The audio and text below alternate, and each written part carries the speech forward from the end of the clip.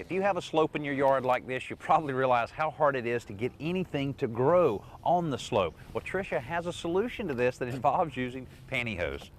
Yeah, pantyhose, pretty different, huh? Oh, it is pretty different. There's a lot of different uses for pantyhose, but I've never seen anything like this. Well, it kind of looks like a land sausage, right? Yeah, a little bit, yeah. Well, this is a really fun tip. You know, pantyhose just go to waste once they get a run, and this is a great way to recycle it.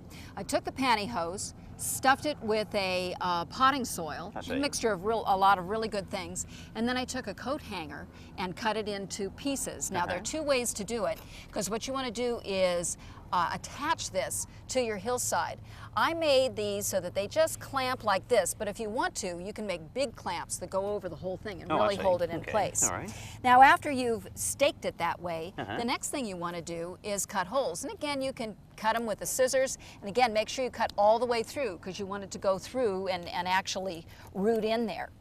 Okay, and I guess the idea is this is going to deteriorate, and after a while, it'll all become part of the landscape so that it really holds to keep anything from eroding. That's right. It'll take a while for it to deteriorate, but in the meantime, we're going to finish the process by covering it with this fabulous mulch, which is going to beautify the whole area and help keep it in place.